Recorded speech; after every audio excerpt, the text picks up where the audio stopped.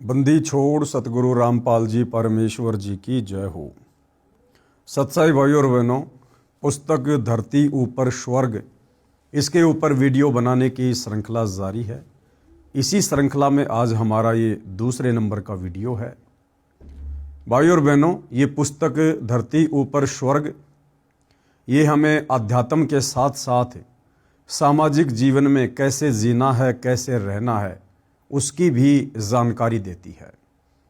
तो पिछले वीडियो में आप जी ने एक सामाजिक परंपरा का बिगड़ा हुआ रूप, यानी शादी विवाह के अंदर दुनिया भर का खर्चा करना, दहेज लेना देना, बैंड बाजा डीजे बजाना, घोड़ी वगैरह करना, पंडित जी को बुलाना, दुनिया भर के पकवान बनवाना, दुनिया भर के लोगों को इकट्ठा करके बारात के रूप में लेकर जाना, गहने आभूषण वगैरह देना, कपड़े लत्ते वगैरह देना, और दुनिया भर का दिखावा झूठी शान और शौकत के लिए बड़े बड़े टेंट हाउस लगाना, लाखों रुपये के मैरिज गार्डन बुक करना, साथ में कार और मोटरसाइकिल वगैरह देना। तो ये समाज का एक बिगड़ा हुआ रूप है। और ये जो शादी विवाह होता है सामाजिक परंपराओं के अनुसार, जो वर्तमान में दुनिया भर के पाखंड उसके अंदर समावेश हो चुके हैं, तो ये भाइयों और बहनों आम व्यक्ति को दुखी करने वाला है, परेशान करने वाला है। और इस प्रकार के शादी विवाह शास्त्रोक्त नहीं है, यानी शास्त्र विधि को त्याग कर मनमाने आचरण के अंतर्गत आता है। और इसी मनमाने आचरण को करने के चलते आज पूरा समाज दुखी है। साथ में पिछले वीडियो में हमने ये भी पढ़ा कि हम ब्रह्मा विष्णु महेश को अपने पूर्वज मानते हैं, भगवान मानते हैं। और जिस समय ब्रह्मा विष्णु महेश की शादी हुई, उनकी माता दुर्गा जी ने समुद्र मंथन के समय अपने तीनों पुत्रों की शादी की, तो कितनी सिंपल तरीके से की। ना कोई भाती था, ना कोई बाराती था, ना कोई डीजे बजाने वाला था, ना किसी प्रकार का दिखावा था, ना कोई गहने आभूषण वगैरह की व्यवस्था थी, ना कोई खाने वाला था, ना कोई खिलाने वाला था। सिंपल तरीके से 3 लड़कियां दुर्गा ने अपनी ही वचन शक्ति से बनाई। बड़ी लड़की जिसका नाम सावित्री था, ब्रह्मा जी को दे दी। उससे छोटी लड़की लक्ष्मी जो श्री विष्णु जी को दे दी, और सबसे छोटी उमा वो श्री शंकर जी को दे दी, और कहा कि बेटा जाओ और अपना घर बसाओ। तीनों देवता अपनी माता जी की आज्ञा लेकर अपने अपने यथा स्थान पर आते हैं और खुशी खुशी अपनी अपनी पत्नियों के साथ में रहने लगते हैं। तो भाइयों और बहनों, वो भी तो एक शादी थी, लेकिन हमने इस शादी विवाह वाले रूप को ही बिगाड़ दिया है।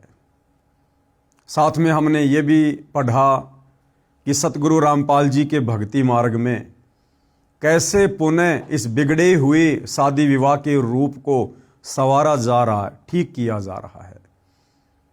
और सतगुरु रामपाल जी के पंथ में उनके भक्तों के जो लड़का लड़की होते हैं, किस प्रकार से उनका शादी विवाह वाला संस्कार संपन्न किया जाता है।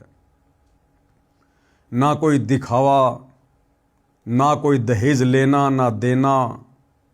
1 रुपया बेटी अपने बाप के घर से नहीं लेकर जाती है। कोई गहने आभूषण नहीं, किसी भी प्रकार का सामान नहीं, और मात्र 17 मिनट में बिना किसी खर्चे के वो शादी विवाह संपन्न हो जाता है। आज के वीडियो में हम इसी विषय पर चर्चा करेंगे कि सतगुरु रामपाल जी परमेश्वर जी के सत भक्ति मार्ग में, उनके पंथ में जो ये शास्त्रोक्त विधि से शादी विवाह संपन्न हो रहा है, जिसको रमेनी कहते हैं, इसके फायदे क्या हैं, और सामाजिक परंपराओं के अनुसार जो शादी विवाह किया जाता है उसके क्या नुकसान हैं। तो इस विषय पर आज हम चर्चा करेंगे। इस शास्त्रोक्त विवाह के लाभ। कौन सा शास्त्रोक्त विवाह? जो शास्त्रोक्त विवाह, शास्त्रों के अनुसार शादी विवाह सतगुरु रामपाल जी के पंथ में उनके भक्तों के यहाँ पर होती है, उसके क्या लाभ हैं। बेटी अपने बाप भाइयों भाभियों पर बोझ नहीं बनती। सबसे बड़ा लाभ क्या है?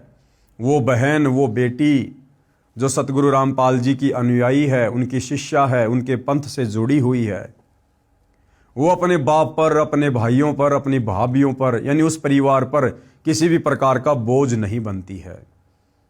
जैसे आम सामाजिक व्यवहार में शादी विवाह होते हैं, माता पिता टेंशन में आ जाते हैं, भाई बेचारा मेहनत को डबल कर देता है कि बहन की शादी में लाखों रुपये के गहने बनवाने हैं, लाखों रुपये के कपड़े अगले पिछलों को देने हैं, 400-500 व्यक्ति बारात में आएंगे, उनके भोजन की व्यवस्था करनी है, खानी सबने 2 रोटी है लेकिन 50 आइटम की व्यवस्था करनी है, गाड़ी घोड़ों की व्यवस्था करनी है, पंडित जी की व्यवस्था करनी है।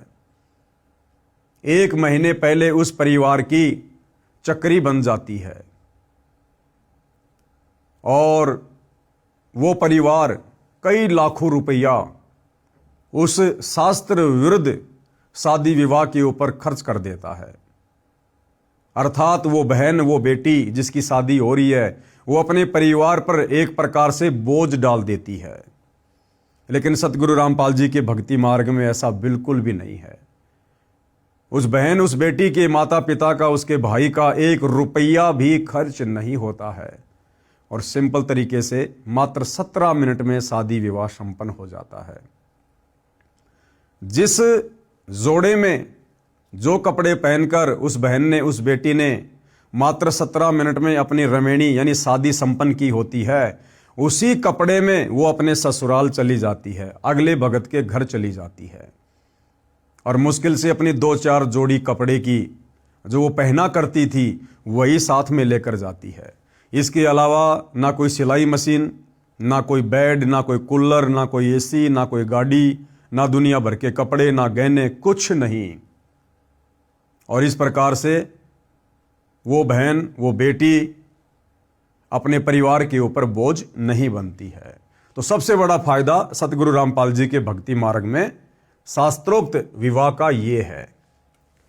और दूसरा, शास्त्र विधि त्याग कर मनमाने आचरण से किए जाने वाले विवाह की हानि, यानी सामाजिक परंपराओं के तहत जो शादी विवाह किया जाता है, जो बहुत ज़्यादा खर्चीला होता है, दुनिया भर का दिखावा होता है, दहेज लेना देना, उसकी क्या हानि है?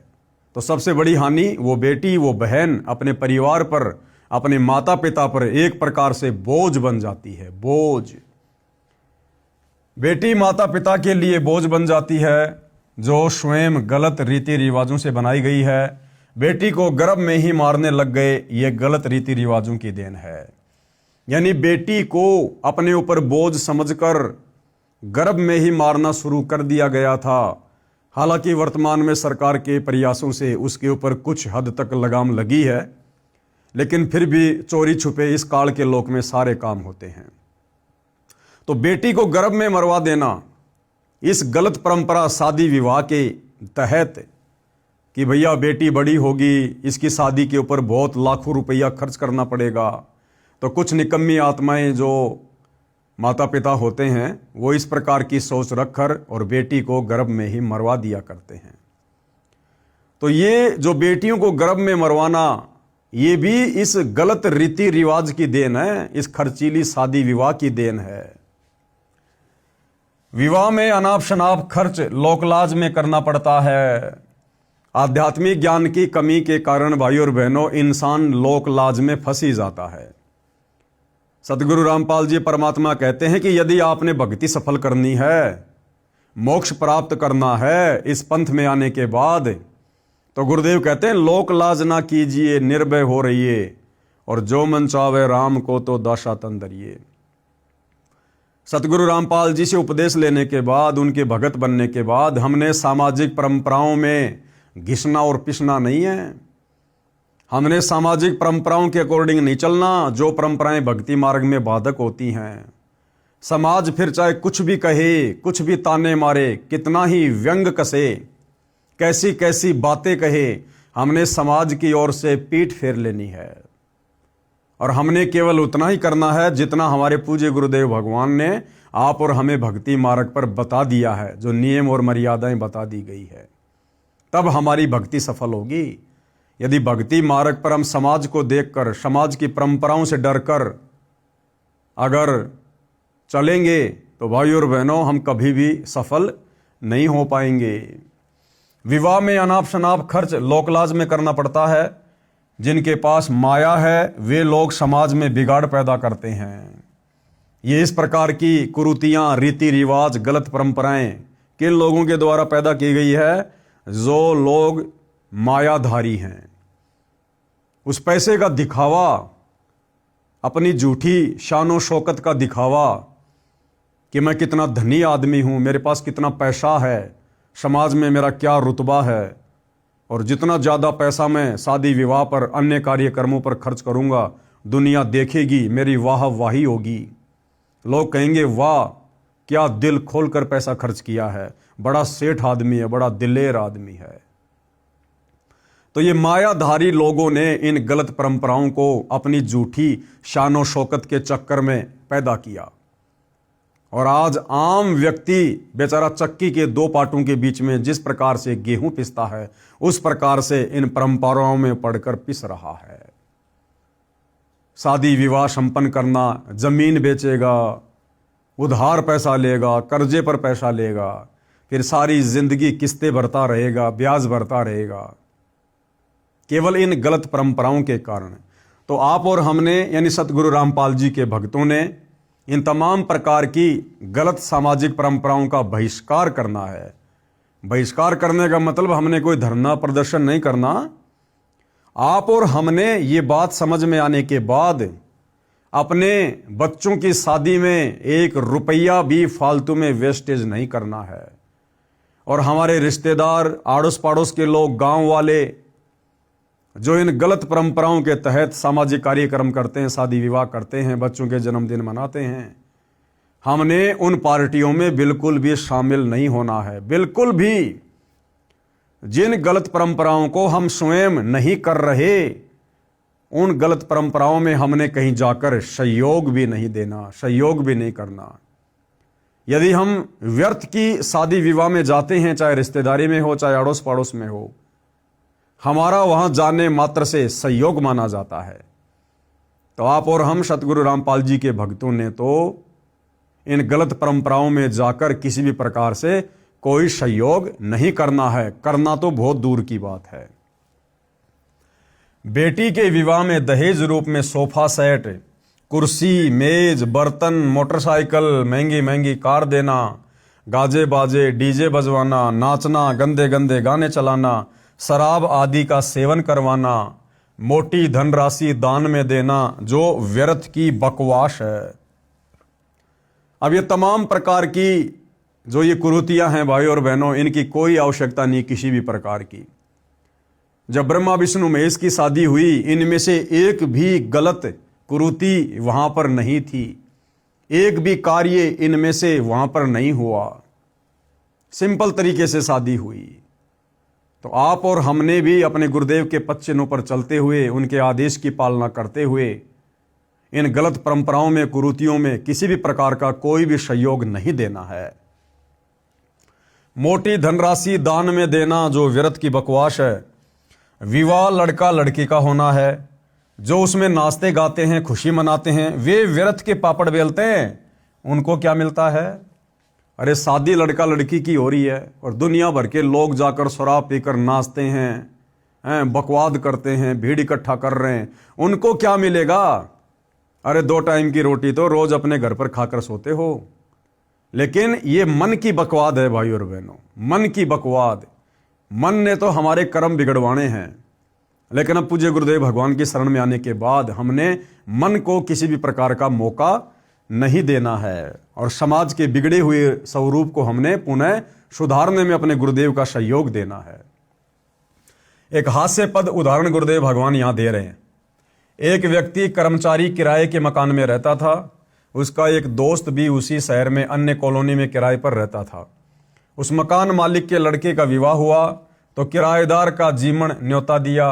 किराएदार के पूरे परिवार ने मिठाई का आनंद लिया वह व्यक्ति अपने दोस्त के पास उसके मकान पर गया तो उसे पता चला कि इस दोस्त के मकान मालिक के लड़के का विवाह निकट ही है। उसने अपने दोस्त से कहा कि यार, तेरे मकान मालिक के लड़के का विवाह है।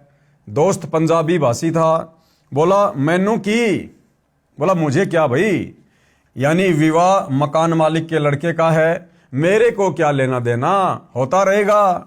दोस्त बोला यार तू समझा नहीं, लड्डू मिलेंगे तेरे को, खाने को तेरा भी न्योता होगा। वह बोला तैनू की, यानी लड्डू मैं खाऊंगा, तू क्यों टेंशन लिए है। इसी प्रकार विवाह तो लड़के लड़की का होगा, यानी लड़के को पत्नी मिलेगी, घर बसेगा। उन नाचने गाने डीजे पर कूदने वालों को क्या मिलेगा, वो व्यर्थ में नोट वगैरह हवा में उड़ाने वालों को क्या मिलेगा, डीजे पर नाच नाच कर पसीना बहाने वालों को क्या मिलेगा। तो ये व्यर्थ की बकवाद है जो हमसे मन करवाता है। और भाइयों और बहनों, इस मन के ऊपर कंट्रोल, इन बकवादों के ऊपर कंट्रोल, जब तक हम सतगुरु रामपाल जी के सत्संग सुनना शुरू नहीं करेंगे और शास्त्र विधि के अनुसार हम सत भक्ति उनसे उपदेश लेकर शुरू नहीं करेंगे, तब तक इन तमाम प्रकार की बकवादों के ऊपर कंट्रोल नहीं हो सकता है। माया के मशकरों द्वारा समाज बिगाड़ दिया गया है। एक परंपरा पड़ चुकी है, कुर्सी, मेज, मोटरसाइकिल, अगली पिछलियों के कपड़े, बेटी को संतान होती है उसमें पीलिया रूपी दहेज, त्योहारों के समय सिंधारे, कोथड़ी, उल्टा सीधा सामान उठाए फिरते हैं। हमारे विवाह में ये कुछ भी नहीं होता। कौन से विवाह में? सतगुरु रामपाल जी के पंथ में, इस भक्ति मार्ग में सतगुरु रामपाल जी के भक्तों की जो बेटा या बेटियां होती हैं, उनके विवाह के समय ये इस प्रकार की बकवादें बिल्कुल भी नहीं होती हैं। एक भगत ने हमारे मिशन से जुड़ने से पहले एक लड़की का विवाह किया। उसने बताया कि हमारे पड़ोस में एक व्यक्ति ने बेटी का विवाह किया, उसमें सोफा सेट, बर्तन, मोटरसाइकिल, ढेर सारे कपड़े जो नुमाइश की तरह दिखाए गए थे, गाजे बाजे के साथ डीजे का धमाल मचाया गया। आसपास में चर्चा चली कि फलाना व्यक्ति ने सबसे ऊपर हाथ फेर दिया, यानी गांव में सबसे अधिक खर्च किया। मेरी लड़की भी जवान थी, मैं भी लड़का खोज रहा था। उस विवाह को देखने मेरी बेटी भी गई। उसने अपनी माता को बताया कि सुमन के डैडी ने कुर्सी, मेज, सोफा सेट, मोटरसाइकिल, बर्तन, इतने कपड़े आदि आदि दिए, सारा गांव सराहना कर रहा है। माँ, मेरे पापा के पास तो इतना कुछ करने को नहीं है, हम तो गरीब हैं। यूं कहकर बेटी रोने लगी, उठकर अलग कमरे में चली गई।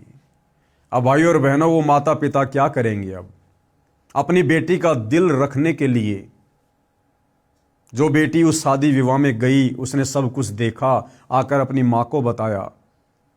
अब माता पिता की इतनी औकात नहीं जो उस व्यक्ति जैसी शादी कर दे, इतना धन नहीं, लेकिन बेटी के दिल को रखने के लिए उस माता पिता ने कहीं से कर्जा उठाना पड़ता है, जमीन बेचनी पड़ती है, गहने बेचने पड़ते हैं, और सारी जिंदगी वो पैसा चुकाते चुकाते बेचारा मर जाता है, लेकिन वो कर्जा नहीं चूकने में आता।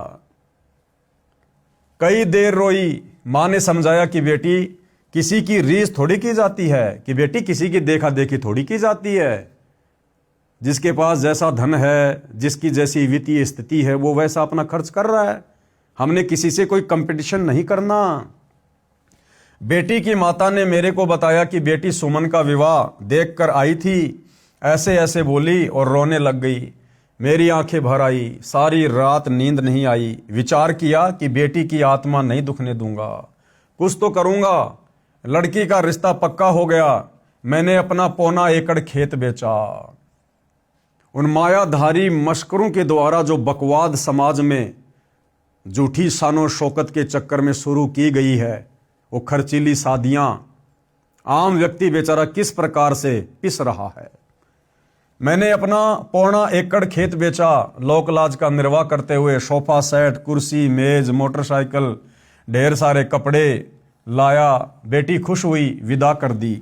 लड़का बहन को लेने गया तो बताया उस बेटी की 3 जेठानी थी, साझा परिवार था उनका। वे मेरी बेटी वाले सोफा कुर्सी सब एक कमरे में ऊपर नीचे भरे थे। कहीं ठीक से रखने का स्थान भी नहीं था, कबाड़ इकट्ठा कर रखा था। नाम दीक्षा लेने के बाद 2 बेटियों का विवाह किया। अब उसने क्या बताया कि मैंने तो अपनी बेटी का दिल रखने के लिए जमीन बेचकर इतना सारा सब कुछ सामान दिया, लेकिन जब मेरा लड़का अपनी बहन के ससुराल गया तो उसने देखा पहले से उनके घर में इतना सामान भरा हुआ है कि हमने हमारी बेटी को जो सामान दिया था उस सामान को रखने की जगह भी नहीं थी। यानी व्यर्थ में उस व्यक्ति ने दहेज रूप में कबाड़ा इकट्ठा किया, घर पे कबाड़ा इकट्ठा, वो भी लोकलाज के चक्कर में कि अगर मैं अपने बेटे की शादी में दहेज नहीं लूंगा, सामान नहीं लूंगा तो मेरे रिश्तेदार क्या कहेंगे, मेरे गांव वाले क्या कहेंगे, गरीब घर से लड़की लाया है, इतनी भी औकात नहीं थी, थोड़ा बहुत सामान भी नहीं दे पाया अपनी बेटी को। इस चक्कर में उस व्यक्ति ने भी कबाड़ इकट्ठा कर लिया और इधर से बेटी के बाप ने लोकलाज में आकर यदि मैं अपनी बेटी को थोड़ा बहुत कुछ नहीं दूंगा इसकी आत्मा दुखी होगी, समाज के लोग क्या कहेंगे, गांव के लोग क्या कहेंगे, कि इससे अच्छा तो जमीन बेच देता, कहीं से उधार ले लेता, बेटी को थोड़ा बहुत तो सामान देता। तो भाइयों और बहनों, जब तक हमें आध्यात्मिक ज्ञान नहीं होगा हम इसी प्रकार चक्की के 2 पाटों के बीच में इस लोकलाज में पिसते रहेंगे। और जब उस व्यक्ति ने नाम उपदेश ले लिया सतगुरु रामपाल जी से, उसके बाद फिर उसने अपने अन्य बच्चों की शादियां की। वो किस प्रकार से की? नाम दीक्षा लेने के बाद 2 बेटियों का विवाह किया, 1 पैसा भी खर्च नहीं हुआ, दोनों बेटी सुखी हैं। यदि पहले यह ज्ञान होता तो क्यों जमीन बेचता? जिसके पास जमीन बेचने को नहीं है वह मनमाना आचरण करके किए जा रहे विवाह क्रम में किसी से ब्याज पर रुपया लेता है। यानी जिसके पास बेचने को जमीन नहीं है वो क्या करेगा? वो किसी साहूकार से ब्याज पर रुपया लेगा, फिर कर्जे के बोझ तले दबा रहता है, दिन का चैन रात की नींद समाप्त रहती है, इसी बोझ को ढोता ढोता मर जाता है, सारा जीवन नरक बना रहता है केवल इस गलत परंपरा के तहत। इसलिए हम सतगुरु रामपाल जी के भक्तों ने, चाहे हमारे आड़ोस में, चाहे पाड़ोस में, चाहे गांव में, चाहे रिश्तेदारी में, अगर गलत परंपराओं के तहत कोई भी कार्यक्रम हो रहा है, छोटे से छोटा, बड़े से बड़ा, आप और हमने उस कार्यक्रम में शामिल भी नहीं होना है। वो चाहे नाराज रहे चाहे खुश रहे, हमने उसकी नाराजगी को, उसकी खुशी को नहीं देखना, हमने अपने गुरुदेव भगवान के वचन को देखना है। और जो बीड़ा इस बिगड़े हुए समाज को सुधारने का हमारे गुरुदेव ने उठाया है, हमने हर संभव उसमें सहयोग करना है। फिर आगे गुरुदेव क्या बता रहे हैं? एक सत्य वार्ता। एक आर्मी मैन से दास की ज्ञान चर्चा हुई, जो हमारे भगत का रिश्तेदार था। उसके आग्रह से मेरे पास आया था। वह फौज से रिटायर होकर पुलिस में हवलदार लगा था, सरकारी नौकरी थी। जब ज्ञान चर्चा होती है तो हम विवाह पर भी चर्चा अवश्य करते हैं। भगत ने जो उसे लाया था बताया कि इस हवलदार जी ने अभी 1 महीना पहले बड़ी बेटी का विवाह किया है, 21 लाख रुपए लगाए हैं। उसके 3 बच्चे बताए, बड़ी लड़की जिसका विवाह अभी किया था, बीच में बेटा और छोटी बेटी। दास ने कहा कि जो कुछ फौज से लाए थे वह तो प्रथम विवाह में लगा दिया, जो 20 वर्ष की कमाई थी, कि भैया फौज से रिटायरमेंट होकर आया, 18-20 लाख रुपए लाया, वो तो तूने अपनी बड़ी लड़की की शादी में खर्च कर दिए। फिर बाकी बच्चों की शादी वो कैसे की? वो भी तो उसी प्रकार से की होगी आपने, उससे आपने कम तो दहेज नहीं दिया होगा, तो उस दहेज के लिए पैसा कहां से लाए? अब आपकी 50 वर्ष के आसपास उम्र है, छोटी बेटी के लिए इतने रुपए कहां से लाओगे? वह हवलदार बोला कि फौज वालों से काम नहीं चला, कर्जा भी लेना पड़ा। मैंने उससे पूछा कि इतना खर्च करना ठीक नहीं, देखकर अपनी हैसियत के अनुसार खर्च करना चाहिए।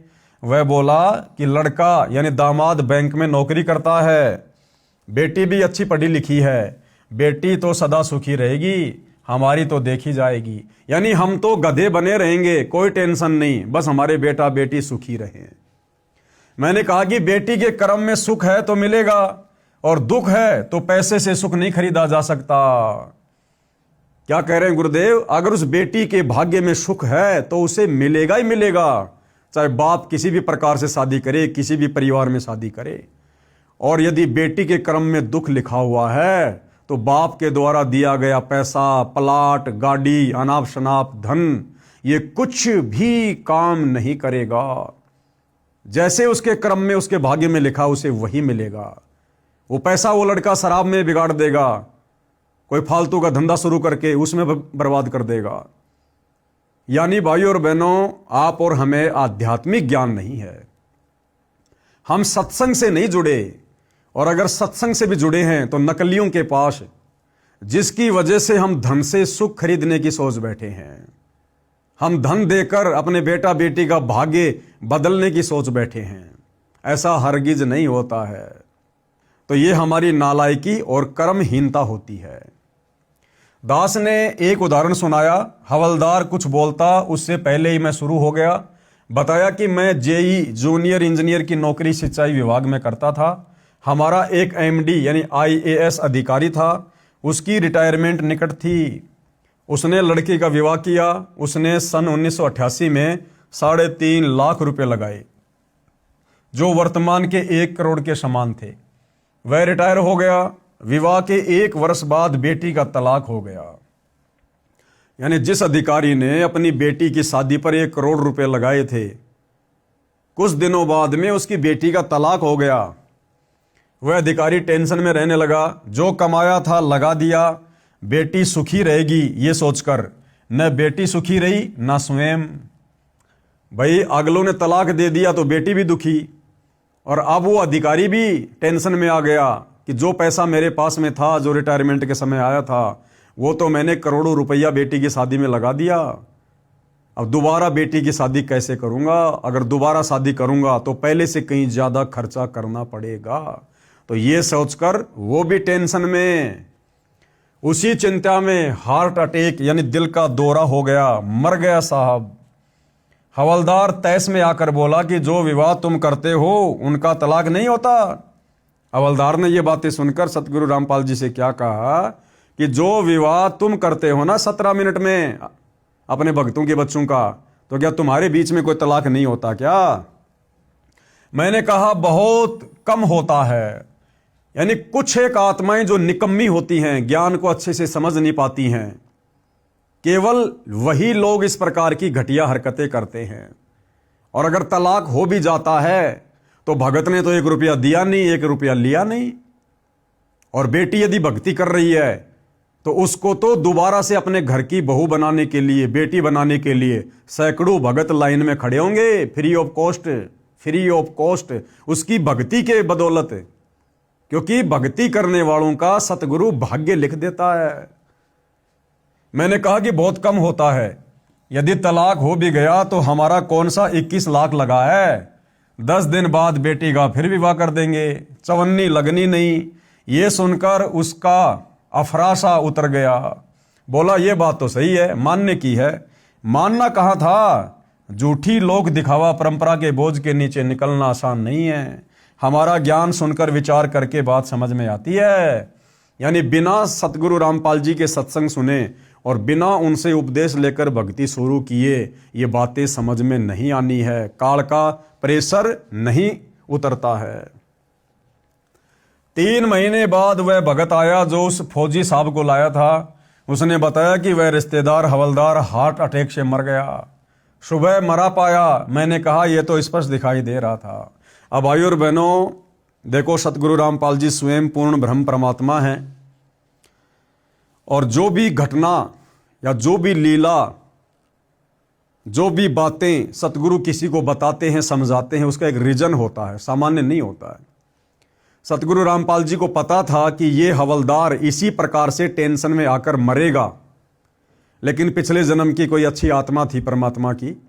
परमात्मा एक बार मौका देता है, अपने भगत को प्रेरणा करके उस हवलदार को अपने पास में बुलाया, और यही सारी बातें शादी विवाह वाली, जिन शादी विवाह की बातों को लेकर आगे उस हवलदार ने हार्ट अटैक से मरना था, सतगुरु ने वही विषय शुरू किया कि काश ये आत्मा समझ जाए और फालतू में अपने बच्चों के शादी विवाह में अपनी पूरी जिंदगी की जो दौलत है, मेहनत से कमाया हुआ जो पैसा है वो ना लगाए और उपदेश लेकर सीधे साधे तरीके से बच्चों का विवाह संपन्न करे। इसको भक्ति भी मिलेगी और इसकी मौत भी टलेगी। लेकिन भाइयों और बहनों, 1% आत्माओं को छोड़कर 99% आत्माएं अपना भाग्य नहीं बदलवाती हैं और अंत में उस हवलदार के साथ वही हुआ। ठीक इसी प्रकार एक बार पूज्य गुरुदेव भगवान ने सत्संग में बताया कि मैं एक बार घर के पशुओं का जो खाना होता है, जो बिनोले होते हैं, खल होती है, वो लेने के लिए मार्केट में गया। 1-2 बोरी लेकर एक रिक्शा किया, रिक्शे में डाल दी और मैं रिक्शे वाले के साथ में उसी रिक्शा में बैठकर अपने घर को आने लगा। रास्ते में मैंने उसे समझाया कि भाई कल वहाँ सत्संग है, आप कल सत्संग में आना, थोड़ा बहुत समय परमात्मा की चर्चा के लिए भी निकालो। ये रोजी रोटी के लिए धंधा करते करते तो हमारे पूर्वज चले गए, क्या मिला उनको?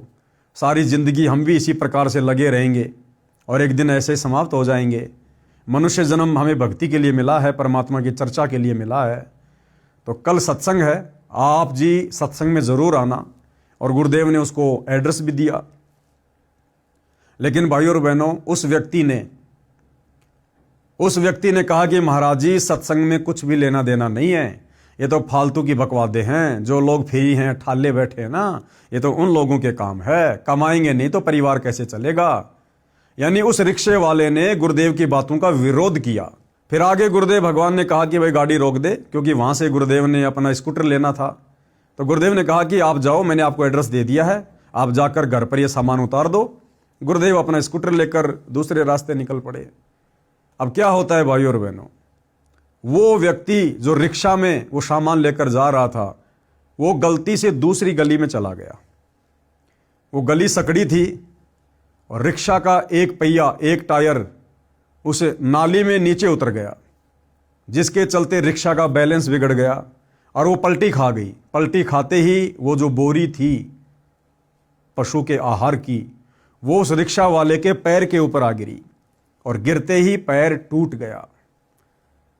चिल्लाया, आसपास के लोगों ने देखा, उसको निकाला, कहा भाई कहाँ जा रहे थे, क्या हुआ? फिर उसने बताया कि ऐसे ऐसे जा रहा था, गलत रास्ते में आ गया।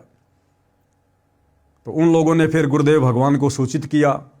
गुरुदेव भगवान आए, उसको लेकर गए, उसके पैर पर पलस्तर करवाया, उसके बाद उसको घर पर छोड़ दिया।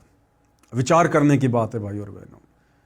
गुरुदेव भगवान को पता था कि इस व्यक्ति के साथ में कुछ ही देर बाद में अनहोनी घटना घटेगी, जो इसके भाग्य में है, इसके संस्कार में है। लेकिन वो संस्कार गुरुदेव भगवान उसका टालना चाहते थे, काटना चाहते थे। इसलिए गुरुदेव ने उसको सत्संग का जिक्र किया, लेकिन उस व्यक्ति ने उल्टा विरोध कर दिया, जिस कारण से भाइयों और बहनों उसका वो संस्कार नहीं टल पाया। तो भाइयों और बहनों, आध्यात्मिक ज्ञान के अभाव में, भक्ति के अभाव में, सच्चे सतगुरु की शरण के अभाव में, सत्संगों के अभाव में आप और हम दुनिया वाले इसी प्रकार से इन कर्मों के बोझ के नीचे दबे हुए हैं। ये कर्म संस्कार भोगते भोगते एक दिन हम दुनिया ही छोड़ के चले जाते हैं। इसलिए सत्संग मनुष्य जीवन में प्रथम होना चाहिए। ये मूल वस्तु है, क्योंकि हमें मनुष्य जन्म परमात्मा ने इसीलिए दिया है। ये अति दुर्लभ है, मानव जन्म दुर्लभ है, ये मिले न बारंबार। जैसे पेड़ से पत्ता टूट गिरे, बहुर न लगता डार। और मनुष्य जन्म पाए के जो नहीं रटे हरि नाम, यानी जो भक्ति नहीं करता, तो फिर जैसे कुआं जल बिना फिर बनवाया क्या काम। आपने कुआं बनवा दिया, पानी उसमें है नहीं, क्या फायदा। इसी प्रकार इस मनुष्य जन्म को प्राप्त करके यदि हमने सत भक्ति, शास्त्र अनुकूल साधना, सच्चे सतगुरु से उपदेश लेकर नहीं की, तो हमारा जीवन व्यर्थ है। ये तो इसी प्रकार परमात्मा उस फौजी की उस दुर्गति को टालना चाहते थे, लेकिन वो अपनी दुर्गति नहीं टलवा पाया। सुबह मरा पाया, मैंने कहा यह तो स्पष्ट दिखाई दे रहा था। अब भात रूपी परंपरा पर प्रकाश डालता हूं। अब क्या कह रहे हैं गुरुदेव कि शादी विवाह के बाद में फिर और सामाजिक बिगड़ी हुई परंपराएं दुनिया भर की, जिसमें एक है भात परंपरा। गांव में दास ने सुना था, बड़े बूढ़े मजाक मजाक में कहा करते कि छोरी यानी बेटी तो जावा भी संदे, यानी लड़की की तो संतान भी दुख देती है। जब भात आ जाता है उस समय इस बात को कहते सुना करते। हालांकि दिल खोलकर भात में रुपये खर्च करते थे, इस बात का ध्यान रखते थे कि लड़की को किसी की सुननी ना पड़े, इसलिए चोखा खर्च करते थे। अब भी करते हैं, परंतु वह पैसा व्यर्थ खर्च होता था। जो नगद देते वह तो काम आ जाता है, जो कपड़े आदि पर खर्च किए वह व्यर्थ है। यह भी देखा गया है कि 2 या 3 भाई हैं, वे पैसे इकट्ठे करके भात का जुगाड़ करते हैं। कुल मिलाकर भात को एक बोझ के रूप में माना जाता है। जिस बहन के भाई नहीं है, उसके बच्चों का विवाह होता है, वह किसके घर भात न्योतने जाए? उस समय वह बेटी घर में छुप छुप कर रोती है। उसकी परेशानी देखकर हमने ये फैसला लिया है कि भात भी व्यर्थ में लाद रखा है, ये नहीं भरना है। बहन की मदद आपत्ति के समय डटकर करो। क्या कह रहे हैं गुरुदेव भगवान कि शादी विवाह की तरह ये भात परंपरा भी व्यर्थ की सामाजिक कुरीति है। एक प्रकार का बाप पर भाइयों पर वजन है, बोझ है। और हम सतगुरु रामपाल जी के भक्तों ने इस भात परंपरा में भी किसी प्रकार का कोई सहयोग नहीं देना है। हमने भात वगैरह नहीं भरना है। गुरुदेव भगवान कह रहे हैं यदि आपकी बहन को पैसे की जरूरत है तो आप उसको उधार देकर मदद कर सकते हैं, लेकिन इन परंपराओं के माध्यम से अपने पैसे का दिखावा मत करना, अन्यथा सतगुरु का वचन टूटेगा। और सतगुरु का वचन टूट गया तो जीवन हमारा बर्बाद है। क्योंकि जीवन केवल यही नहीं है, ये शरीर छूटने के बाद में फिर क्या होगा? सतगुरु का वचन तोड़कर भक्ति करने वालों का ये शरीर छूटने के बाद क्या होगा? फिर 184 योनियां भोगनी पड़ती हैं। तो गुरुदेव कह रहे हैं कि हमने इस प्रकार की परंपरा में किसी प्रकार का कोई सहयोग नहीं करना है। अब आगे क्या कह रहे हैं गुरुदेव?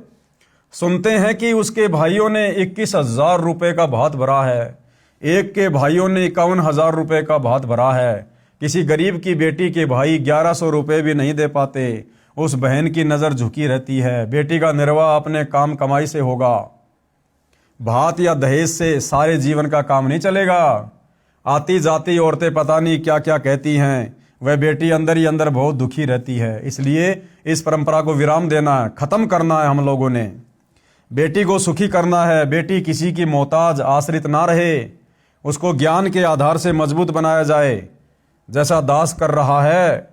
लड़की आते ही भाभी का त्योड़ी पड़ जाती है, यानी दुनिया भर की गलत परंपराएं। लड़की जब अपने ससुराल से मायके आती है तो भाभी को टेंशन हो जाती है, माथे में तोड़ियां पड़ जाती हैं कि अब इसको 2-4 जोड़ी कपड़े देने पड़ेंगे, चलती को 150 रुपये देने पड़ेंगे, क्योंकि आप और हम लोगों ने परंपरा ही ऐसी बना दी जो कि व्यर्थ का बोझ है, भार है।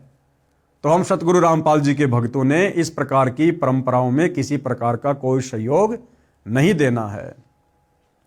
लड़की आते ही भाभी के त्योड़ी पड़ जाती है, मन मन में कहती है आ गया 5-10 हज़ार रुपये का खर्च, तीसरे दिन बैठी रहती है। ऐसी बातें करती दास ने कई औरतें सुनी है। ये तो आम बात है भाइयों और बहनों, गांव में पहले इसी प्रकार से होता था, क्योंकि हर गांव में हर घर में ये गलत परंपरा अपने पैर पसार चुकी है। तो ये तो घर घर की कहानी है।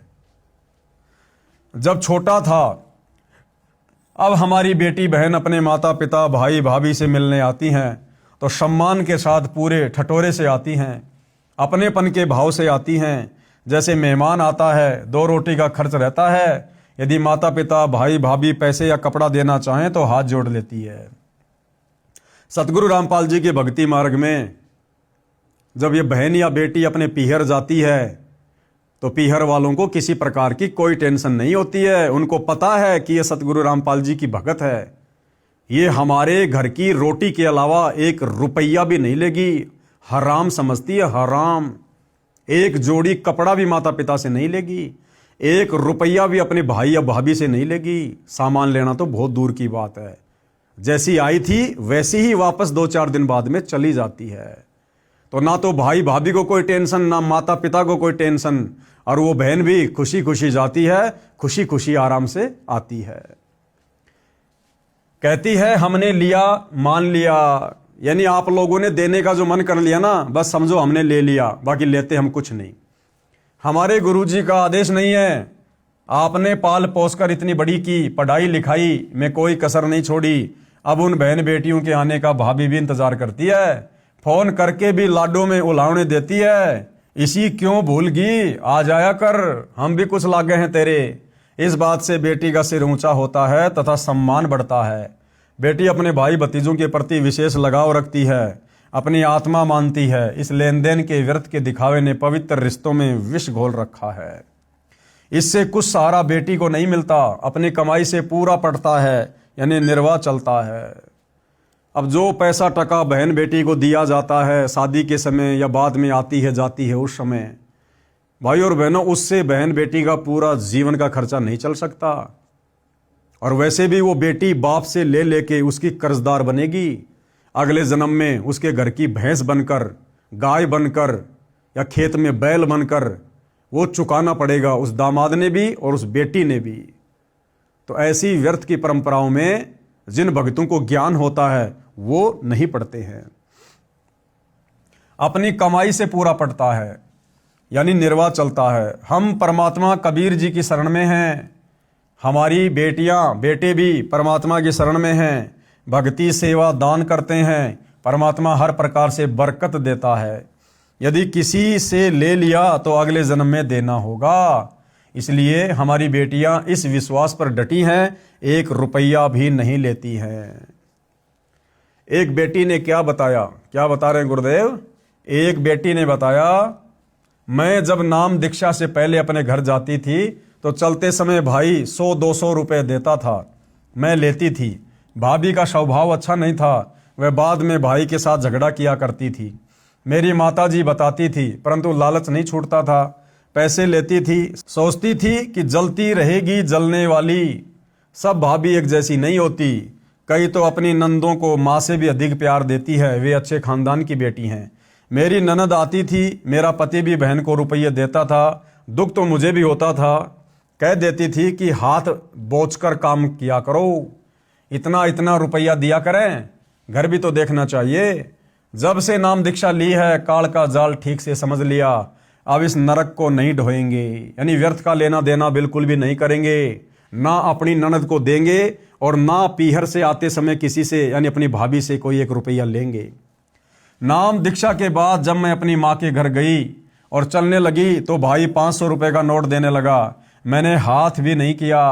पहले भाई नोट निकालता था, तुरंत लेकर छुपा लेती, कहीं भाभी ना देख ले, भाई के जी ने शाका करे।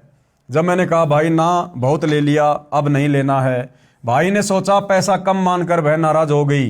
भाई की आंखों में आंसू आ गए, बोला बहन तेरा भाई गरीब है इसलिए थोड़े रुपए दे रहा है, ले ले, कभी भगवान करेगा तो अपनी बहन को घने घने दूंगा।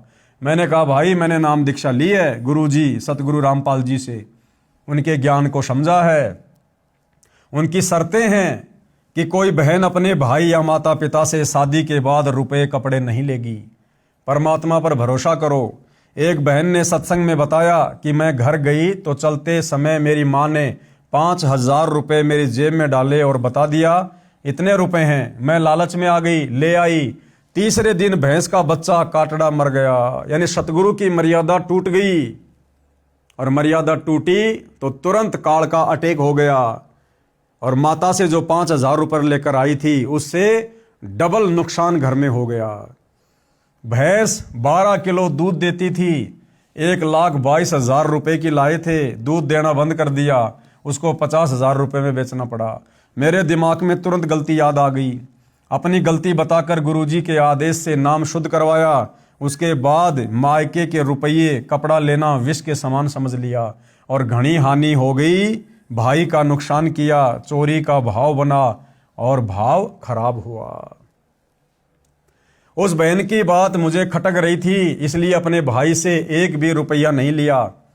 कुछ दिन बाद भाई मेरे घर आया, फिर 1000 रुपये देने लगा। मैंने रुपए नहीं लिए, समझाया भी, परंतु उसके मन में यही बैठा था कि मैं गरीब हूँ, बहन को खुश नहीं कर सका। मैं अपने भाई को लेकर सत्संग में गई, वहाँ ज्ञान सुना, अन्य भाई बहनों से आप बीती सुनी। तब भाई का मन हल्का हुआ कि बहन नाराज नहीं है, धीरे धीरे भाई तथा भाभी ने भी नाम दीक्षा ले ली। अब वह घर स्वर्ग बन गया है। भाभी जी बहुत अच्छे स्वभाव की है, परंतु टोटे ने दुखी कर रखी थी। ऊपर से हमारा खर्च उसे विचलित कर देता था। अब आंखें बिछाए भाभी बैठी रहती है, कब ननद आएगी, भगवान की बात बताएगी। ऐसे वह पवित्र नाता विष से अमृत बन गया, धरती ऊपर स्वर्ग का एहसास होने लगा है। यानी इस प्रकार से भाइयों और बहनों, हम इन परंपराओं को त्याग कर, जो कि समाज में खर्चीली हैं, आध्यात्मिक यानी भक्ति मार्ग में बाधक हैं, हमने इनसे पीछे हटना है। प्रश्न करते हैं कुछ भाई कि ढोल बाजे बजवाना व घुड़चढ़ी करना तो पुराना रिवाज है, यानी शादी विवाह में ढोल बाजे बजाना, घोड़ी के ऊपर चढ़ना, ये तो पुरानी परंपरा है, इसमें क्या फर्क पड़ता है। अब उसका स्थान डीजे ने ले लिया, जमाना बदल गया है, नाचना गाना तो आम बात हो गई, आप मना क्यों करते हो। कुछ रुपए चलते समय बहन बेटी को देना उसका सम्मान है। तो गुरुदेव भगवान ने उस नादान व्यक्ति की शंका का किस प्रकार से समाधान किया। इसका उत्तर यह है, प्रथम तो यह शास्त्रों के विपरीत है, यानी हमें मनुष्य जन्म भक्ति करके यहां से मोक्ष करवाने के लिए मिला है, और मोक्ष मार्ग में यदि हम इन परंपराओं में उलझे रहेंगे, लेन देन में उलझे रहेंगे, तो यह शास्त्रों के विपरीत हो जाता है। और शास्त्र विधि को त्याग कर मनमाना आचरण करने वालों का कभी भी मोक्ष नहीं होता। प्रथम तो यह शास्त्रों के विपरीत है। विवाह घुड़चढ़ी से या डीजे से नहीं होता, लड़के लड़की का होता है। गली में नाचना कूदना, बाप बेटी, माँ चाची ताई बुआ भाई चाचे ताऊ सब बेशरम होकर नाचते हैं। ये कौन सी सभ्यता है। ये नहीं करना है, ये कंजरों वैश्याओं का काम होता था। जो कंजर होते थे इस प्रकार से नाचना गाना करके मांग मांग के खाया करते थे, और वेश्याएं जो चंद पैसों के लिए अपनी इज्जत को बेचकर इस प्रकार के कार्य किया करती थी, मुजरा किया करती थी, पैसे वालों को खुश किया करती थी। तो गुरुदेव कहते हैं ये इस प्रकार से नाचना गाना सरेआम विवाह में, शादियों में, अन्य इन कार्यक्रमों में, परमात्मा कहते ये तो कंजरों का, वैश्यों का काम होता था, जो आज घर घर में, गांव गांव में शुरू हो गया है। ये कंजरों वैश्यों का काम होता था। अब सामान्य समाज भी इसी गंदगी में धंस गया है। इस लोक में न जाने कब क्या घटना घट जाए, इसलिए हम परमात्मा से डरकर सब बकवास छोड़कर परमात्मा के संविधान में चलते हुए अपनी सब क्रिया करते हैं। यानी हम सतगुरु रामपाल जी के भगत, ये ज्ञान होने के बाद, भगवान से डरकर उनके संविधान का, विधान का ज्ञान होने के बाद अपनी भक्ति को सफल करने के लिए तमाम प्रकार की बकवादों से पीछे हटकर और सीधे साधे तरीके से गुरु वचन में रहते हुए चलते हैं। सुनो एक दुखद घटना। क्या कह रहे हैं गुरुदेव भगवान कि तुम्हें एक घटना सुनाता हूं। एक दिन समाचार पत्रों में छपा कि एक बारात जा रही थी, जिस कार में दूल्हा बैठा था वह दुर्घटनाग्रस्त हो गई। दूल्हा तथा दूल्हे का जीजा जो उसी कार में बैठा था, घटना स्थल पर ही दम तोड़ गए। पहले दिन सारा परिवार गली में नाच रहा था, डीजे बजाया जा रहा था, वे सब फोटो भी समाचार पत्र में छपे थे। दुर्घटना के बाद उसी घर में रोने धोने की हाहाकार मची थी। अब बताओ भाई और बहनों, आध्यात्मिक ज्ञानहीनता, ना समझी, सत्संग का भाव। पहले दिन सब नाच रहे थे, गा रहे थे, डीजे पर शराब पी रहे थे, खुशी मना रहे थे। अगले दिन लड़का शादी के लिए चला, जिस गाड़ी में दूल्हा था, और दूल्हे की गाड़ी में तो उसके खास रिश्तेदार यार दोस्त ही होते हैं, उसका जीजा भी था, और वो गाड़ी दुर्घटनाग्रस्त हो गई, एक्सीडेंट हो गई। दूल्हा भी मर गया, जीजा भी मर गया, 2-4 और मर गए। अब भाई और बहनों, जिस घर में एक दिन पहले डीजे पर नाचा जा रहा था, खुशी मनाई जा रही थी, अब उस परिवार में हाहाकार मच गया, मातम मनाया जा रहा है। सिर के बाल उखाड़ उखाड़ कर परिवार वाले रो रहे हैं। क्यों? आध्यात्मिक ज्ञानहीनता के कारण।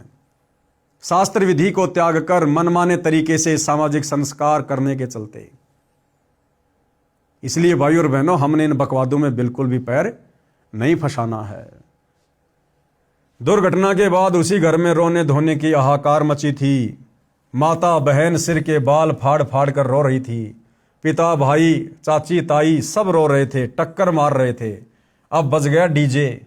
यदि परमात्मा से डरकर इंसान चले, राम को राम समझे, तो बचाव होता है। इसलिए मैं अकर्तव्य कर्म करने की आज्ञा नहीं देता। क्या कह रहे हैं गुरुदेव? इसलिए मैं अपने भक्तों को अकर्तव्य कर्म करने की आज्ञा नहीं देता। अकर्तव्य कर्म क्या? जो कर्म भक्ति मार्ग में नहीं करने चाहिए।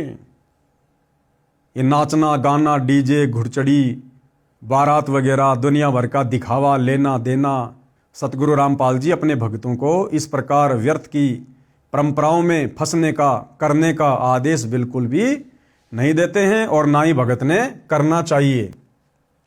इसलिए मैं अकर्तव्य कर्म करने की आज्ञा नहीं देता। बेशर्मी की हद हो चुकी है।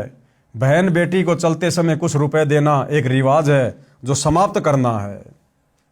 बहन बेटी को चलते समय 1 रुपया नहीं देना हमने, वरना भार चढ़ेगा, हम मुक्त नहीं हो पाएंगे, ऋण संबंधों में जकड़े रहेंगे। चाहे 1 रुपया हो, चाहे लाख रुपया हो, काल हमें वहीं पर फांस देगा।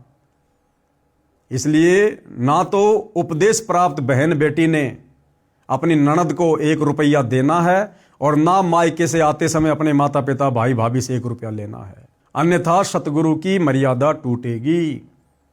और मर्यादा टूटी तो सतगुरु नाराज, और सतगुरु नाराज तो क्या फायदा फिर भक्ति करने का, यदि हमने भक्ति सफल करके मोक्ष ही नहीं करवाया तो।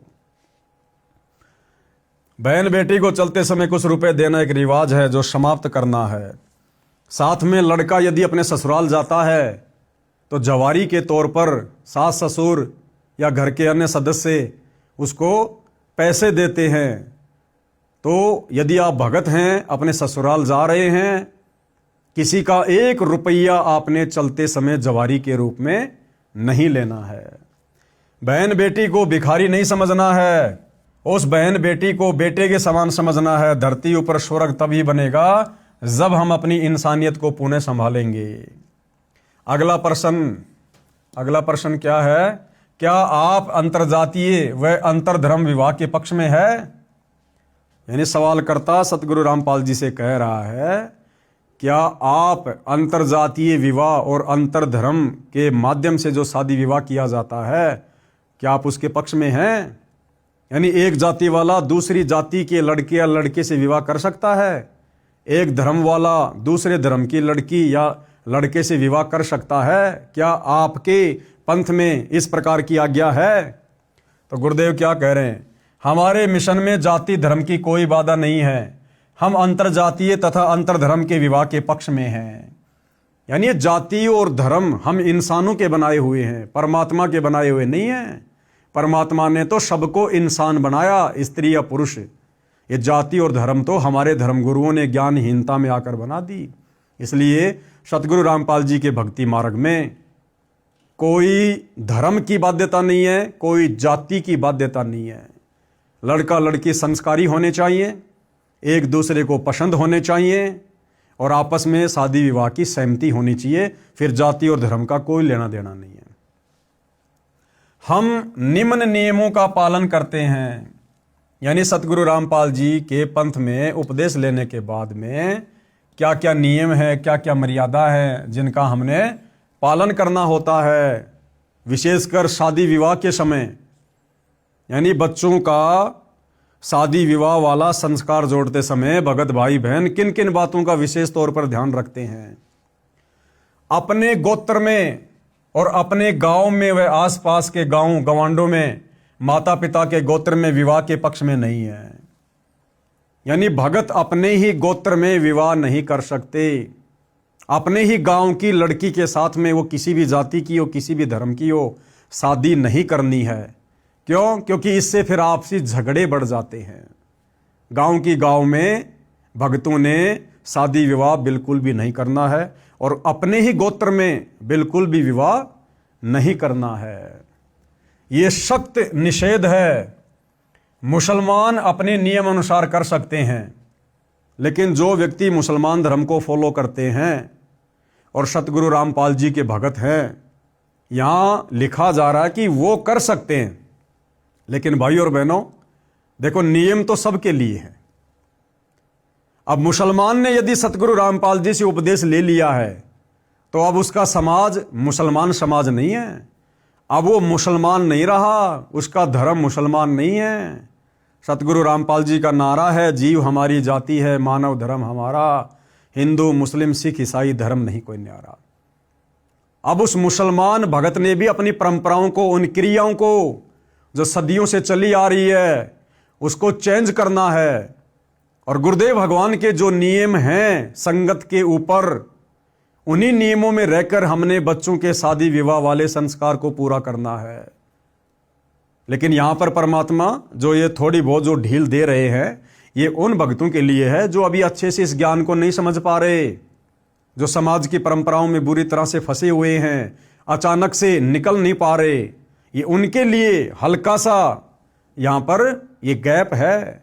लेकिन भाई और बहनों, फिर भी हमने कोशिश करनी है, चाहे हिंदू हो, चाहे मुसलमान, चाहे जैनी, चाहे सिख, चाहे ईसाई, जिसने सतगुरु रामपाल जी से उपदेश ले लिया, फिर अपने गोत्र में और अपने गांव में और आसपास के गांव में हमने अपने बच्चों का संस्कार नहीं करना है, अपने बच्चों के रिश्ते नहीं करने हैं।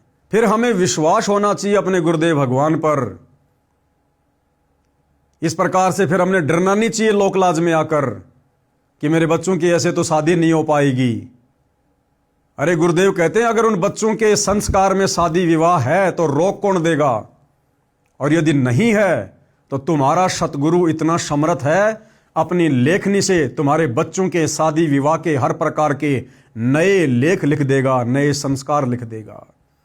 इसलिए शादी विवाह के समय जो जो बातें ध्यान रखने योग्य हैं, जो गुरुदेव के आदेश हैं, वो चाहे हिंदू हो, चाहे मुसलमान हो, चाहे सिख हो, चाहे ईसाई हो, किसी भी धर्म से जुड़ा हुआ भगत हो, उन्होंने गुरुदेव के प्रत्येक नियम का सख्ताई से पालन करना चाहिए।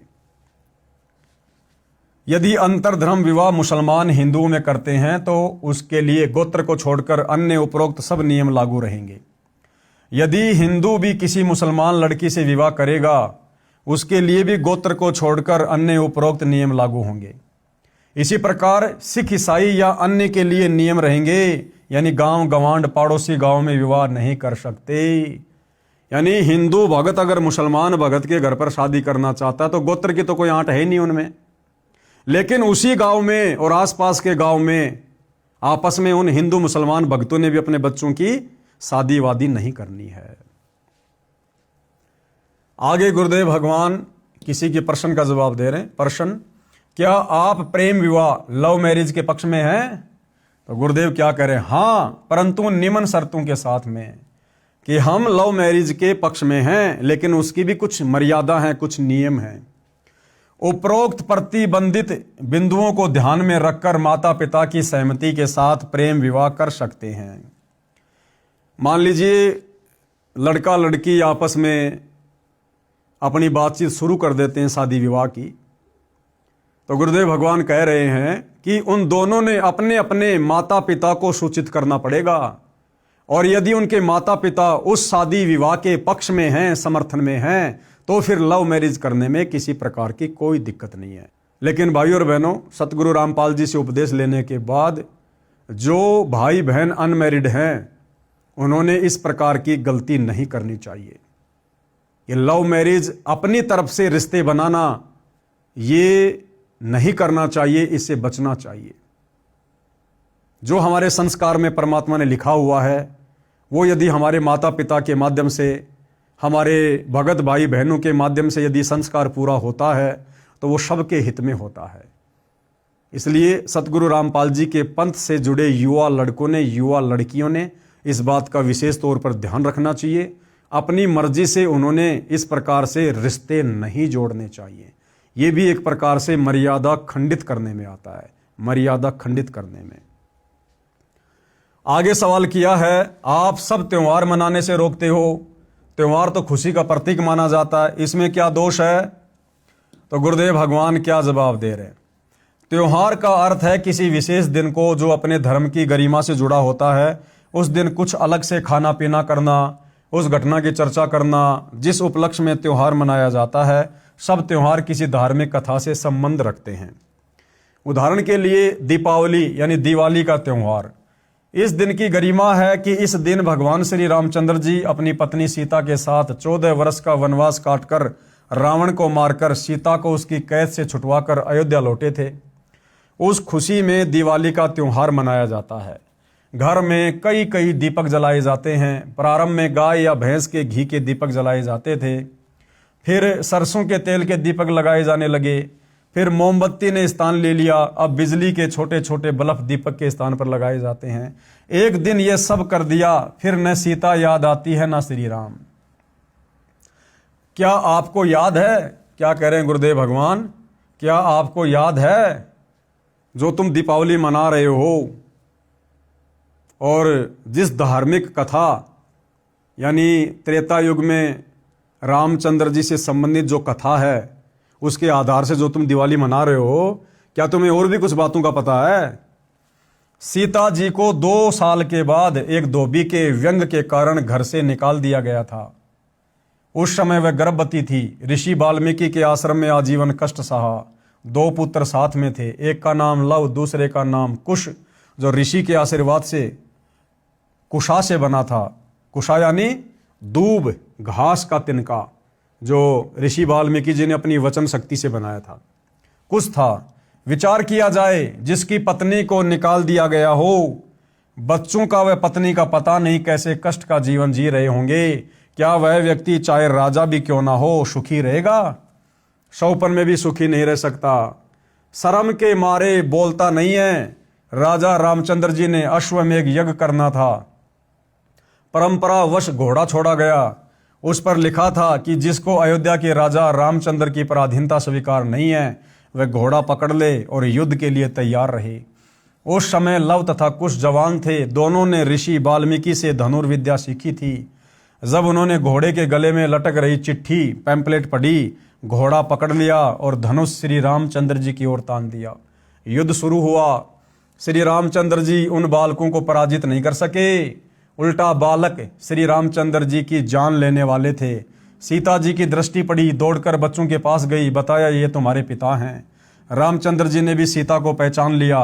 उसको गले लगाने के लिए निकट गए तो सीता ने पीठ फेर ली और धरती में समा गई। श्री रामचंद्र जी सीता जी के वियोग में दुखी तो पहले से ही था, परंतु आशा थी कि कभी मिल पाएगी। जब आशा टूट गई तो श्री रामचंद्र जी का धैर्य जवाब दे गया। वहां से लौटा और अयोध्या के साथ बह रही सरयू दरिया में जल समाधि ले ली, अर्थात डूब कर मर गया। इसी कथा के आधार से वर्तमान में हिंदू समाज दीपावली का त्योहार मना रहा है। लेकिन गुरुदेव कह रहे हैं कि नादानों, क्या तुम्हें उसके बाद की कथा भी याद है? तुम्हारे श्री रामचंद्र और सीता के ऊपर किस प्रकार से दुखों के पहाड़ टूटे, और जिस समय सीता जी को 2 वर्ष के बाद अयोध्या से निकाल दिया गया था, उसके बाद तो अयोध्या वासियों ने भी उस त्योहार को मनाना बंद कर दिया था। दुख में और हम नादान आध्यात्मिक ज्ञान के अभाव में, इन कथाओं की असली जानकारी के अभाव में अब तक ये ढोंग कर रहे हैं, पाखंड कर रहे हैं, दिखावा कर रहे हैं। क्या ये उचित है? बिल्कुल भी उचित नहीं है। इसलिए दुनिया छोड़े ना छोड़े, लेकिन जिनको अब वास्तविकता का ज्ञान होता जा रहा है, सतगुरु रामपाल जी से उपदेश लेने के बाद, सत्संग सुनने के बाद, आप और हम भगत भाई बहनों ने किसी भी प्रकार के त्योहार में जो किसी न किसी धार्मिक कथा से जुड़ा हुआ है, जिसको मनाने का वर्तमान में कोई औचित्य नहीं है, आप और हमने बिल्कुल भी साक्य में पाँव नहीं देना। हमने बिल्कुल भी इन परंपराओं का निर्वाह नहीं करना है।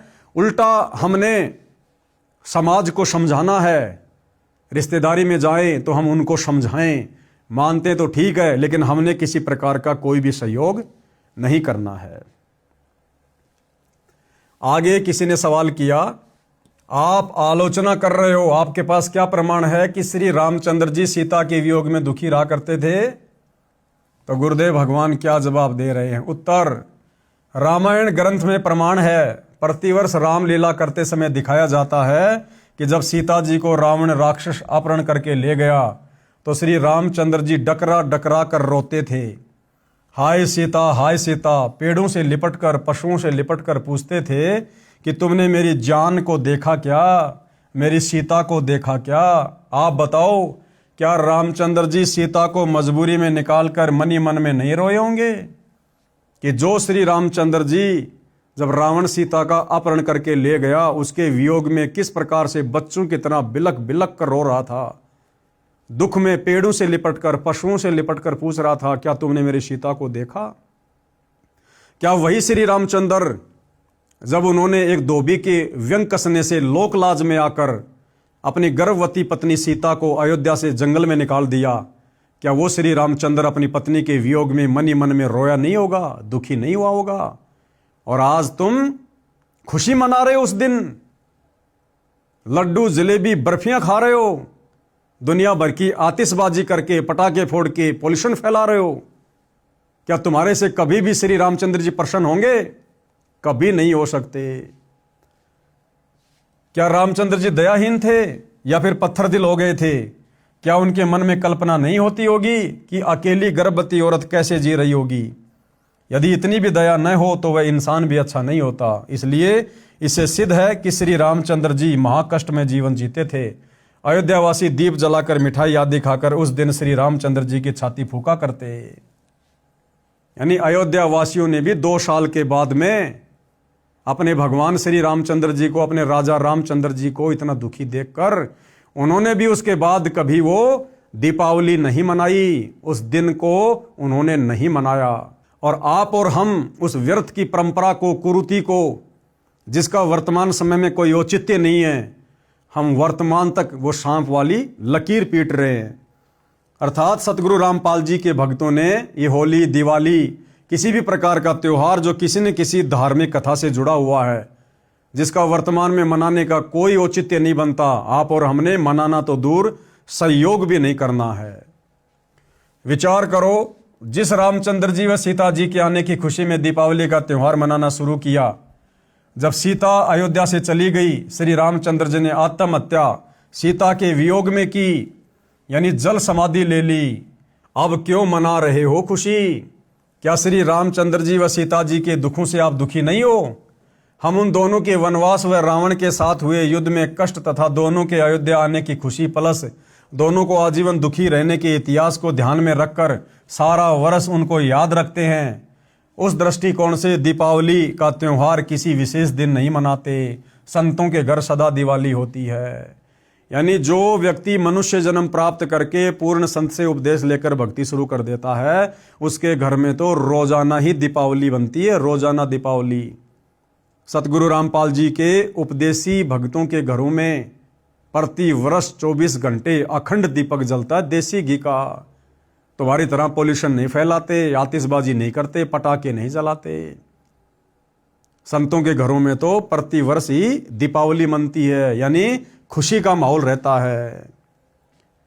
अब सतगुरु रामपाल जी कह रहे कि हमारे पंथ में ये दीपावली वगैरह किस प्रकार से मनाई जाती है। यानी भाई और बहनों, आप और हमें शिक्षा दी जा रही है कि कहीं हम अपनी मर्यादा ना तोड़ दें, लोकलाज में आकर, दुनिया की देखा देखी भेड़ चाल में आकर। हम भगत हैं, हमारे आचार विचार, हमारी क्रिया जगत वाले लोगों से भिन्न है, अलग हैं। हमने जगत वाले लोगों को देखकर अध्यात्म पर नहीं चलना, अपने गुरुदेव के वचन को देखकर, उनके सत्संग सुनकर, मर्यादाओं को बचाकर हमने फूक फूक के कदम आगे बढ़ाना है। तो सतगुरु रामपाल जी के पंथ में उनके भगत किस प्रकार से दीपावली वाले दिन अपनी क्रिया करते हैं। प्रतिदिन देसी घी की ज्योति सुबह शाम जलाते हैं, जो एक समय 3-4 घंटे जलती है। एक वर्ष में 365 दिन है, तो एक वर्ष में 730 दीपक हमने जलाए, जो दिन में 7-8 घंटे जले, जिससे हवन का काम किया। और जिन भक्तों को यह ज्ञान गहराई से समझ में आ जाता है कि जितना हवन करोगे, जितना घी जलाओगे, उतना ही तुम्हें फायदा है, तो 24 घंटे अखंड दीपक सतगुरु रामपाल जी के पंथ में उनके भक्तों के घरों में जलता है, हवन यज्ञ होता है। यानी गुरुदेव भगवान कहना चाहते हैं कि नालायकों, तुम तो खाली दीपावली के दिन 10-12 दीपक जलाकर, और वो भी तेल के, चाइनीज लाइट वाले, जिनका केवल नुकसान ही नुकसान है, फायदा कुछ नहीं है, सोचते हो हम खुशी मना रहे हैं। लेकिन असली खुशी, असली दीपावली प्रतिदिन सतगुरु रामपाल जी के भक्तों के घरों में मनाई जाती है। एक गांव या शहर में हमारे अनुयायियों के 50-60 परिवार हैं, तो वहां सुबह शाम प्रत्येक घर में देसी घी की ज्योति जलती है। हवन होता है जो वातावरण को शुद्ध करता है। शराब, हुक्का, बीड़ी आदि का सेवन नहीं करते, इससे प्रदूषण से बचाव रहता है। हवन के समय वेद मंत्र भी बोले जाते हैं। हम सूक्ष्म वेद के मंत्र यानी वाणी सुबह शाम नित्य नियम संध्या आरती के रूप में पढ़ते हैं, बोलते हैं, फोन में चलाकर सुनते हैं। यदि हलवा या खीर खाने की इच्छा होती है तो किसी भी दिन बनाकर खा लेते हैं। हमारे लिए खुशी मनाने का स्पेशल दिन कोई त्यौहार नहीं होता है। संतों का तो हर दिन त्यौहार होता है।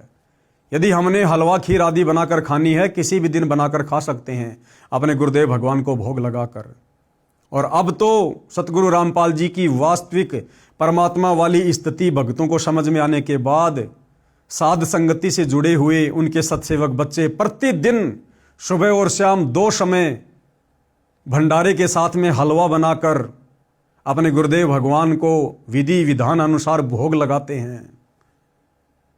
और रोजाना हमारे घरों में दिवाली मनती है। और रोजाना हम एक दिन की नकली दिवाली नहीं बनाते। जगत के लोग उस दिन या अन्य होली आदि के त्यौहार पर बम फोड़ते हैं, पटाखे छोड़ते हैं, प्रदूषण फैलता है। कई बच्चों की आंखें खराब हो जाती है, कईयों के हाथ खराब हो जाते हैं, कई स्थानों पर आग लग जाती है। ये सब हम नहीं करते। यानी आप और हमारे लिए गुरुदेव का आदेश है कि हमने इस प्रकार की बकवाद बिल्कुल भी नहीं करनी। ये सब हम नहीं करते। शक्तिदायित्व है। हम राम को दिन रात याद करते हैं। किस राम को? आदि राम को, त्रेता युग वाले राम को नहीं। कहते राम राम सब जगत बखाने, आदि राम कोई बिरला जाने। श्री रामचंद्र जी को तो पूरी दुनिया राम कहती है, लेकिन उनके तो शरीर का नाम राम था। हम तो आदि राम, जिसने रामचंद्र जी को भी पैदा किया, उस आदि राम कबीर भगवान का सतनाम जपते हैं, उनका सच्चा नाम जपते हैं। उसको कहते हैं असली राम का नाम। हम राम को दिन रात याद करते हैं। एक दिन की तो बात छोड़ो, होली धुलंडी के ऊपर जो उद्मस उतारा जाता है, उसका उस त्योहार से क्या लेना देना है? टोटल बकवाद काल के द्वारा करवाई जा रही है। अब होली का त्यौहार ये क्यों मनाया जाता है? 99% हिंदू समाज को नहीं पता कि होली क्या है, होली का त्यौहार क्यों मनाया जाता है, मनाया जाना चाहिए या नहीं। भगत प्रहलाद की रक्षा परमात्मा ने की। नरसिंह रूप धारण करके कबीर परमात्मा ने त्रेता युग में भगत प्रहलाद की रक्षा की।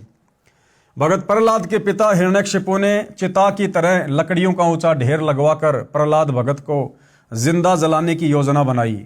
होलिका नामक पापिनी, जो प्रहलाद भगत की सगी बुआ थी, हिरण्यकशिपु के आदेश से अपने ऊपर अग्निरोधक चद्दर ओढ़कर, अग्निरोधक चद्दर जो उसको श्री ब्रह्मा जी से प्राप्त हुई थी वरदान के तहत, उस अग्निरोधक चद्दर ओढ़कर भतीजे प्रहलाद को विश्वास में लेकर कहा कि देख बेटा, मैं भी तो आग में बैठी हूं, कुछ नहीं होगा।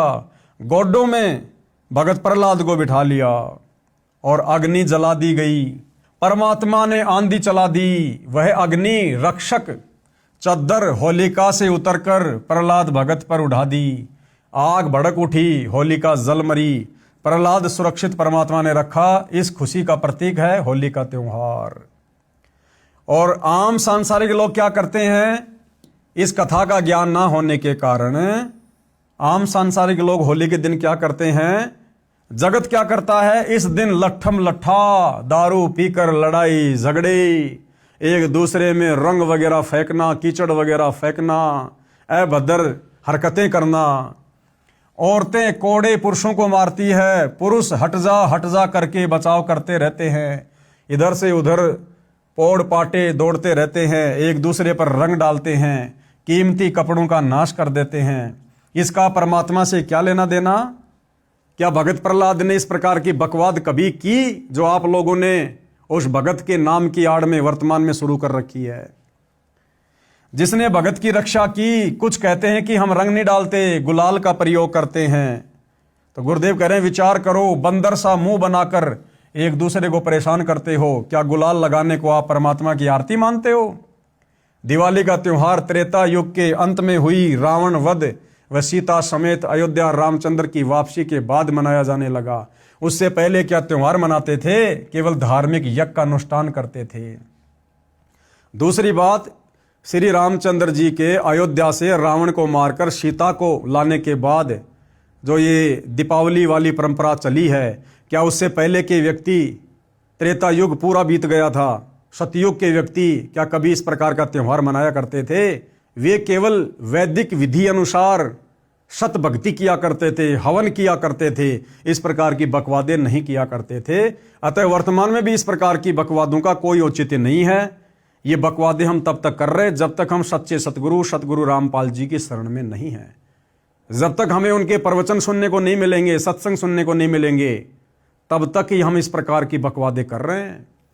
हम सतगुरु रामपाल जी के भगत इस प्रकार के किसी भी पाखंड में, आडंबर में अपना समय और पैसा बर्बाद नहीं करते हैं, क्योंकि हमें उनके सत्संगों से सब कुछ समझ में आ गया है। होली का त्योहार सतयुग के अंत में प्रहलाद भगत की रक्षा परमात्मा द्वारा नरसिंह रूप में की जाने के बाद प्रारंभ हुई। उस समय सतयुग लगभग 16 लाख वर्ष बीत चुका था। उससे पहले तो यह त्योहार नहीं मनाया जाता था, केवल धार्मिक यज्ञ शास्त्रों के अनुसार किए जाते थे, जैसे हम करते हैं। हमारा उद्देश्य है कि सारा जहान शास्त्रोक्त विधि से सामाजिक व धार्मिक कर्म करे, ताकि कलयुग में सतयुग जैसा माहौल बने और सब सुखी रहें। कहने का मतलब है जितने भी त्योहार हैं, व्यर्थ की सामाजिक परंपराएं हैं, ये सिवाय बकवाद के कुछ भी नहीं हैं। और यदि हम लोग भगत होने के बावजूद इस प्रकार की बकवादें करते हैं तो हमारी मर्यादा टूटेगी, सतगुरु का वचन टूटेगा और हम कभी भी भक्ति मार्ग पर सफलता प्राप्त नहीं कर सकते। इसलिए जब तक आम सामाजिक लोगों को जागरूकता नहीं है, इस बात की जानकारी नहीं है, वो तो इस प्रकार की बकवादें कर सकते हैं, लेकिन भक्तों ने भक्ति लेने के बाद, उपदेश लेने के बाद इस प्रकार की बकवादों से कोसों दूर रहना है। अब गुरुदेव क्या कह रहे हैं कि हम क्या करते हैं? हम क्या करते हैं? हम प्रतिदिन परमात्मा का शुक्र कई कई बार करते हैं। तीनों समय की आरती के समय परमात्मा का धन्यवाद करते हैं, उनका शुक्र मनाते हैं कि हे परमेश्वर, आपने हमें कैसे इन तमाम प्रकार की बकवादों से बाहर निकालकर सत भक्ति प्रदान कर दी, अन्यथा हम भी आज इन्हीं बकवादों में उलझे रहते, अपने मनुष्य जीवन को बर्बाद करते रहते। एक दिन ड्रामा नहीं करते, शास्त्रों अनुसार धर्म कर्म करते हैं और धर्म यज्ञ करते हैं। अजब गजब बात। कौन सी अजब गजब बात है? एक भगत बना, उसने बताया कि हम चाचा ताऊ के 11 भाई बहन हैं, सब शादीशुदा हैं, हमें 11 वर्ष हो चुके हैं, कोई त्योहार नहीं मनाया। कारण वर्ष में एक मौत इतनी निकट हो जाती है कि त्योहार नहीं मना पाते। यानी जब भी कोई त्योहार आता है, उस भगत ने कहा कि उससे पहले हमारी निकटतम रिश्तेदारी में जो खासम खास होते हैं, उनमें किसी न किसी की मृत्यु हो जाती थी, जिस कारण से 11 वर्ष हो गए हमने अभी तक कोई त्योहार नहीं मनाया।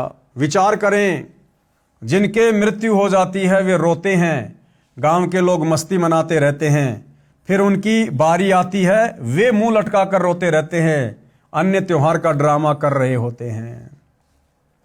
और हम क्या करते हैं? यानी सतगुरु रामपाल जी के भगत अब क्या करते हैं? ज्ञान होने के बाद किसी की आत्मा ना दुखे, इसलिए हम व्यर्थ दिखावा नहीं करते, दिन रात राम को याद करते हैं, यानी परमात्मा की भक्ति करते हैं।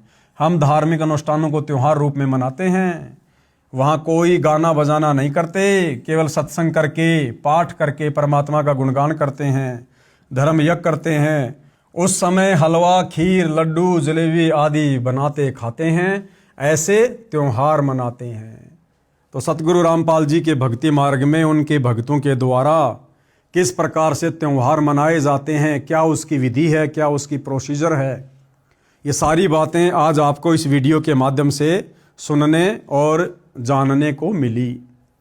तो भाइयों और बहनों, इसी प्रकार से हम ये जानकारियाँ प्राप्त करते रहेंगे। यदि जानकारियाँ होंगी तो हम मर्यादा तोड़ने से बचे रहेंगे, मर्यादा टूटने से बचेंगी तो हमारी भक्ति सफल होगी, और भक्ति सफल होगी, हमारे गुरुदेव भगवान प्रसन्न होंगे, और गुरुदेव भगवान प्रसन्न तो हमारा सतलोक का टिकट पक्का। इस गंदे लोक से, जन्म मरण से, लख 84 योनियों की कष्ट से छुटकारा पक्का। तो आप और हमने धीरे धीरे इस भक्ति मार्ग पर अपने गुरुदेव भगवान के प्रत्येक वचन को दृढ़ता के साथ फॉलो करते हुए आगे बढ़ना है। हमने दुनिया को नहीं देखना है, संसार क्या कर रहा है, क्या संसार की मर्यादा है, हमने उस तरफ बिल्कुल भी ध्यान नहीं देना है। जितना गुरुदेव भगवान ने बता दिया, समझा दिया, आदेश दे दिया, हमने उस आदेश में रहकर अपनी भक्ति को सफल करना है। तो भाइयों और बहनों, आज के वीडियो में गुरुदेव के आशीर्वाद से केवल इतना ही। कल फिर परमात्मा की सेवा में हाजिर होंगे। तब तक गुरुदेव भगवान हम सबको आज्ञा दे, आशीर्वाद दे, सद्बुद्धि दे। बंदी छोड़ सतगुरु रामपाल जी भगवान की जय हो।